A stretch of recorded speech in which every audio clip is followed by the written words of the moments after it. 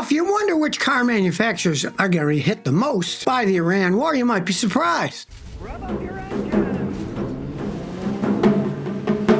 It turns out that Toyota, Hyundai, and Chinese companies like Chery are facing the most potential impact. Those three companies account for 1/3 of sales in the Middle East. Not going to be buying cars while it's going on, right? Probably not. Hey, should I buy a car? Oh, sure comes a bomb. No, I don't think I'll buy a car today, right? It's not just regional sales, but the closing of the Strait of Hormuz and rising oil prices is going to ripple across them the most. Toyota has 17% of the market there, Hyundai 10%, Chery 5%. It also would affect the Iranian automakers like Iran Kodro, but who knows anything about Iranian cars? Maybe they're as bad as the old Russian Ladas. I don't know. I'll probably never see an Iranian car. And if they close the strait, of course, it's a lot of transportation. It would hurt their sales, increase the cost of logistics of moving stuff around, and delay delivery of cars. It's going to hurt them more. It's going to hurt us over there.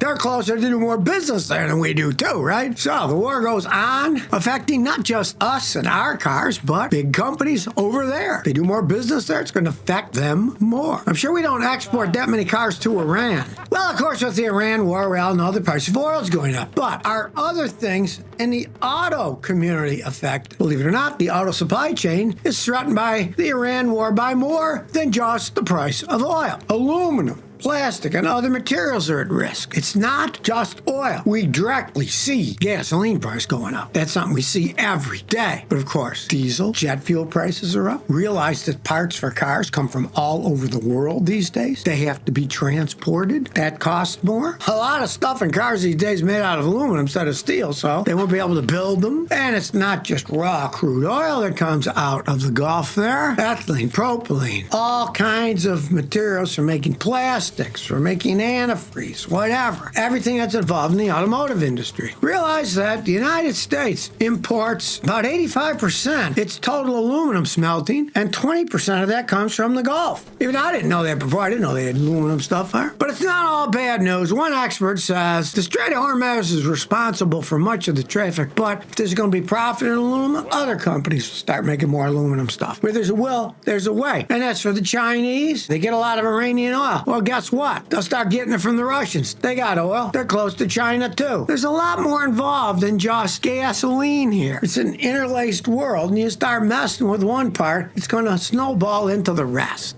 Well, here's some possible good news. Stellantis, which hardly knows how to make anything, they're losing money hand over fist, right? They are now tapping Toyota and Bosch suppliers for hybrid technologies in their new Jeeps. Let me tell you, they don't know how to make stuff. That's a fact. Stellantis, right? So, why not use Toyota systems and Bosch systems, right? If you look at the early hybrids, of course, Prius was the big one, and then Ford was using Toyota technology in their vehicles when they started making a lot of the hybrids. They were strictly Toyota. You could see they were exactly the same ones. So now Jeep maker Stellantis is leaning on technology for their hybrid SUVs from Toyota and Bosch. And we're not just talking about piece here and there, we're talking about the whole system. Stellantis wants to get hybrids in the market. Everybody wants them, and who can blame them? The Camry I just got, it's been averaging 47 miles a gallon for a pretty zippy car, right? Stellantis, I guess, realized we can't design this stuff ourselves. We'll just pay another company for it. For example, the first ever Jeep hybrid SUV for North America is a system from Toyota-backed company. It's called Blue Nexus. And their extended range electric vehicles are using Bosch technology. I love how they call it now extended range electric vehicles. Basically, it's a plug-in hybrid is what it comes to. They got bigger batteries, but it's still, the whole thing is a plug-in hybrid, but they're trying to plug them as electric vehicles. Why don't they just make hybrids and forget the electric vehicles? It's beyond me, but, it's a game they're still playing. So this shows that Stellantis finally is waking up, realizing that all electric vehicles aren't making it, and they're going to do hybrid vehicles. They lost so many billions of dollars last year with this electric stuff that now, hey, they're doing hybrid, and hey, Toyota's got a system, let's use that. Bosch has got systems, let's use that. We're not going to invent it. They probably couldn't, tell you the truth. Of course, Stellantis is a typical manufacturer. They're all sheep. They follow each other, right? Here's what Jeep Senior President of Brand Operations, Richard Cox, says. Electrification trends are pretty flat. Hybrid trends are absolutely growing. They just follow the sheep along, right? That sheep, they couldn't even invent their own. They got to use the other sheep system. And I mean, things are pretty terrible for Jeeps. Jeep in the United States, for example, 2019, they sold 923,000 of them. 2025, they sold 593,000. Almost half, right? Their sales are going down the toilet. Ford is now launching a new artificial intelligence system for its pro commercial vehicle business. So it wants to make money, software revenue, right? Their new Ford Pro AI is used for commercial vehicles so they can monitor and analyze more than 1 billion data points daily from all the connected commercial vehicles that a particular company owns. Everything from seatbelt use to vehicle health to route optimization and fuel consumption. Let's hope Ford's software is better than the vehicles they've been making. It says they led the nation in recalls last year. They had more recalls than the next 4 combined. So let's hope they can do better with their software. Now, it's a relatively big deal because Ford has 840,000 paid commercial subscribers to the system. It's to increase efficiency, reduce vehicle downtimes. They're growing their pro subscribers by 30% last year. So more people are buying the stuff. And it's a pretty big fleet. It's not just individuals. It includes commercial, government, rental customers, and Super Duty large truck owners. We're making them some money already. Last year, Ford Pro reported $66 billion in revenue. This is a big thing, right? And $6.8 billion in earnings with a 10.3% profit margin. So they're actually making money on the software stuff. Kudos to that. You know, commercial businesses, there's a lot of money in commercial businesses. I would have never thought that they would have taken in $66 billion in revenue from this system, but hey, maybe they should stop making vehicles and just do software instead. They seem to be making money at that. Well, believe it or not, there's a gas station in L.A. was charging $8.21 a gallon. It was a Gas Buddy station. It's bad enough that the statewide average at the same time was $5.26 a gallon, but this one decided to charge $8.21. Now, California has laws against price gouging during emergencies, but they don't say that this is an emergency, like they had a fires or tsunamis or whatever. They don't deem this an emergency. The war in Iran. It is for the people over there, but not for us yet. So the guy can charge whatever he wants. And the weird thing is, the national average is $3. Now, of course, they have higher fees in California, taxes, yada, yada, yada, yada. The average in California is $5.26. This guy decided to charge $8.21. And of course, they got that problem in California where they're shutting refineries down because their Governor Newsom wants to say, oh, no, we don't want these refineries here. Hey, you want to drive cars, but you don't want to have gasoline to refine it, right? And what are they going to run on? Air? Electric cars aren't panning out all that well, that's obvious. A state senator said gasoline could reach $8 per gallon statewide by the end of 2026. Bad news for Californians? Hey, you can always leave. You are not trees. You're not rooted to the ground. You can go move somewhere else. A bunch of companies are doing. Yamaha, it just moved to Georgia from California. They said we had enough of California. All these rules, regulations, taxes.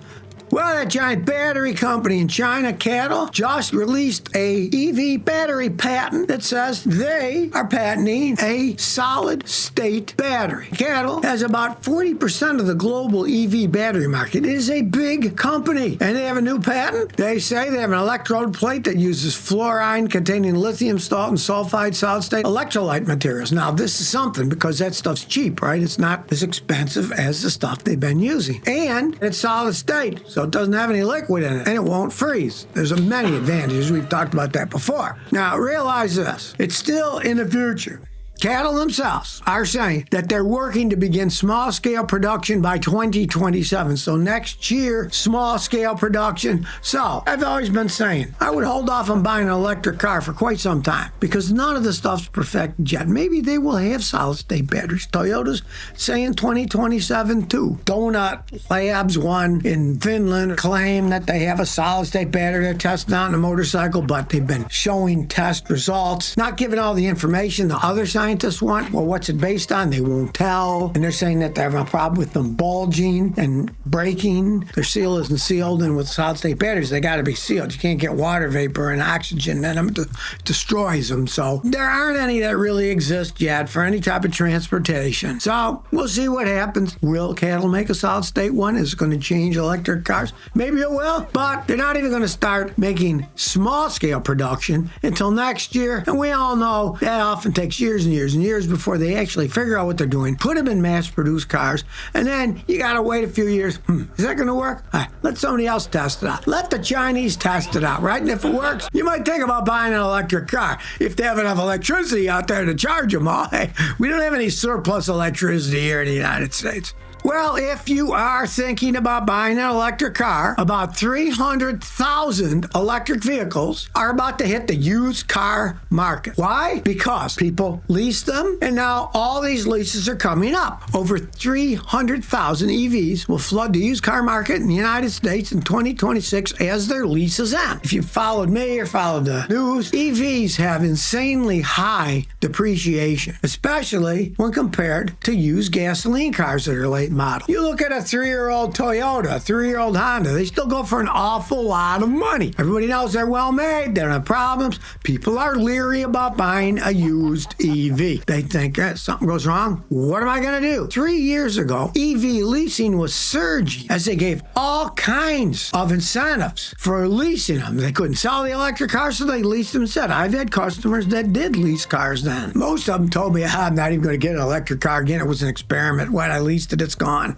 I'm going to get a regular car this time. Now that they're coming back to the dealerships, they're off lease, they're going to be flooded. And let me tell you, when the market is flooded, people pay less. They're like, there's a whole bunch of them. Not going to pay much, and the price goes down. And when you top it off, since EV technology is evolving pretty quick, new models range is increasing. They go further. Because of that, EVs lose their value even faster. So there'll be a whole bunch of them out there. I mean, I'm not a fan of the way they're set up, but I mean, if you get one cheap enough, I've had people locally here, they're buying a Tesla for 12 grand or something. It's still got warranty on it. Almost all of them have at least 100,000 mile warranty on the battery. So, and they usually last a lot longer than that.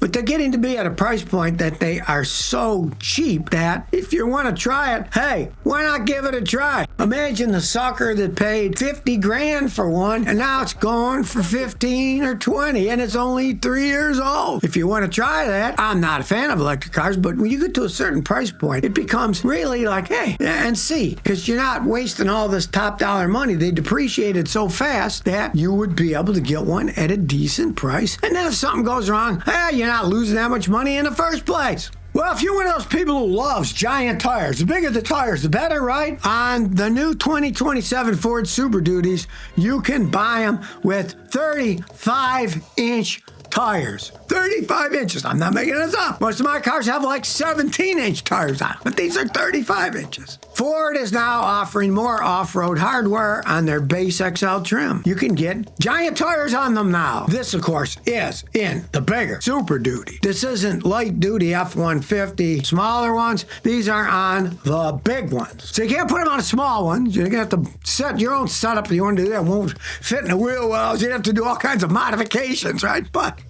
on the big ones, you can get those giant tires. Be prepared to spend a lot of money for them, I'll tell you that. Most of it is part of a bigger package. You're going to pay a lot of money for it. For example, the XL trimmer adds 35-inch Goodyear Wrangler Duratrack tires, lifted suspension, electronic locking rear differential, skid plates, traction control, trail control, rock crawl mode. And it can also be paired with crew cab models with a longer 8-foot cargo bed, which of course people want more cargo. They got a big truck, they want to be able to have cargo and pull, right? So if you're into giant tires, Ford might make you happy if you're going to buy a gigantic truck. So if you never want to miss another one of my new car repair videos, remember to ring that bell.